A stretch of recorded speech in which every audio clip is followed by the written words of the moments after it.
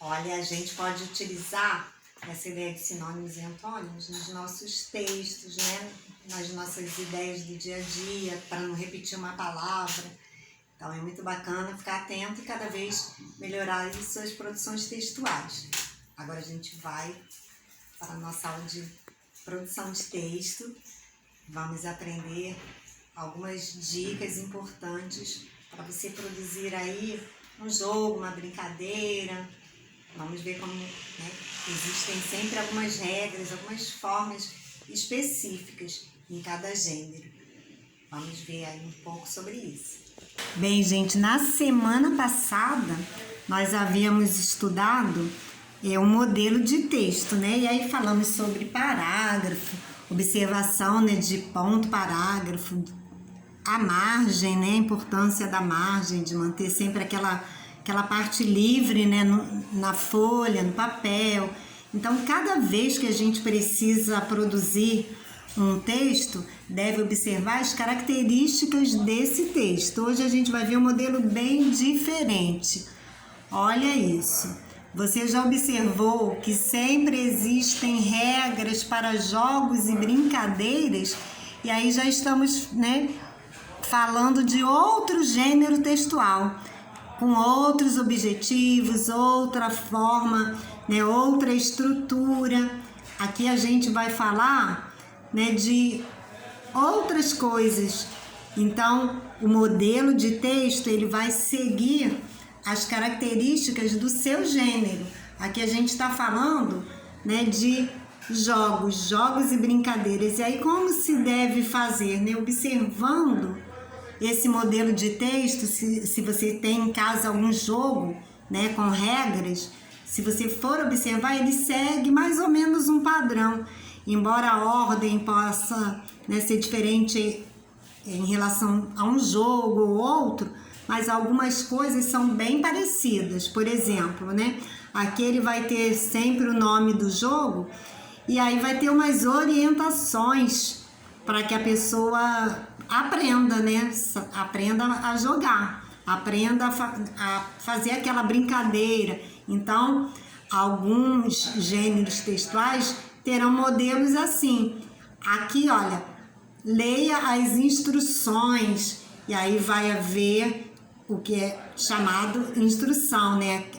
Temos aqui, olha, a preparação, vá ao final do livro, recorte, monte o dado. Então vai ter toda uma dica para que a pessoa possa jogar. Tá aqui, ó, o ensinamento, como, né, como jogar. Aí aqui vai haver toda a explicação. Então é um outro modelo, estamos falando de outro, né, outro gênero textual. Aqui já diz, olha, o material, né, que você vai utilizar é baralho, fala dos participantes, o objetivo do jogo. E aí a gente tem algumas ideias básicas para a produção de textos que precisam seguir esse objetivo. Temos aqui algumas boas práticas para desenvolver manuais de regras. Por exemplo, né? Porque se a gente precisa jogar, o outro precisa entender como é o jogo, nós precisamos. Então essas dicas têm que ficar bem claras para todos. Escrever um manual de regras para um jogo, seja físico ou digital, não é tarefa simples, como pode parecer em um primeiro momento. É importante levar em consideração alguns aspectos gerais. E aqui eu coloquei alguns. O primeiro são os objetivos do jogo, né? A forma geral desse jogo. Então, o que você deve fazer? Descreva de maneira breve como o jogo funciona ou como a brincadeira funciona. É preciso, né, ter aqui qual é o objetivo, né? Para que se propõe, né, essa brincadeira. Então é importante você saber que deve conter algo assim. Segunda dica, números de jogadores, né? e dica de quais faixas etárias o jogo é mais adequado. Porque aí se a pessoa, né, estiver naquela faixa etária ou conhecer alguém, vai se interessar mais. Então, outra coisa, número de jogadores, porque às vezes, sei lá, o jogo é apropriado para 4 pessoas e aí só tem uma pessoa ou 2, né? Aí já não vai ter o desenvolvimento talvez já não seja tão bom, tão interessante. Então é sempre necessária essa dica. Número de jogadores mais adequado, né? E faixa etária. Na terceira dica, como jogar. E aí aqui, nessa sessão, você vai dar os detalhes, como tudo no jogo deve acontecer. E aí você vai colocando, né, de formas bem claras para que todos compreendam. Você pode deixar uma distância para que aquilo ali fique bem claro, né, bem visual, para que todos possam olhar aquilo e de forma rápida compreender o jogo. Aqui, olha, instruções. O jogo é o jogo da memória. E aqui, ó, já diz, é um jogo simples de atenção e concentração.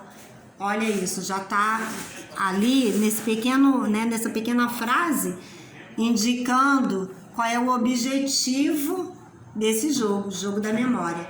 E aí ele vem dizendo, este jogo pode ser jogado por 1 ou 2 crianças em simultâneo. Então, ele vem dando, olha, primeiro deves clicar numa imagem, depois descobrir onde está o par, clicando noutra. Depois ele vem dando as dicas seguintes. Então, todas as instruções contidas aí em como jogar. A quarta e muito importante dica, fim do jogo. Nesta sessão devem ser explicados em detalhes todos os parâmetros de finalização do jogo. É aqui que se explica quando o jogo termina e por que termina. E aí é importantíssimo, né? Porque todos devem conhecer, né, quando chegou o momento do final, do término do jogo. E aí é necessariamente, né, esses passos, tá bom? Aqui, olha, o jogo é Uno, participantes, baralho, e aqui vem, olha, dando as dicas, né, do que representa cada uma das cartas, qual é o objetivo do jogo. Então, sempre ficar ligado. Um modelo bem diferente, né, do texto que vimos anteriormente e que a gente a todo momento está aí, né, em contato, né? Quem não gosta de uma boa brincadeira, de um jogo legal, sentar em família, com os amigos, né, e se divertir um pouco. Então, eu vou deixar uma atividade para você. Você vai pesquisar e escrever um manual sobre uma brincadeira ou jogo que você goste.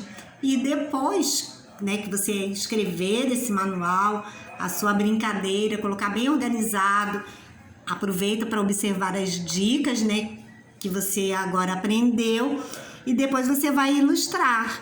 Aí você vai ilustrar colocando, é claro, de acordo com o jogo que você selecionou. O jogo que é aquele do seu interesse, aquele que você, né, descreveu aí na sua pesquisa, tá bom? Então é isso, gente. Um grande beijo.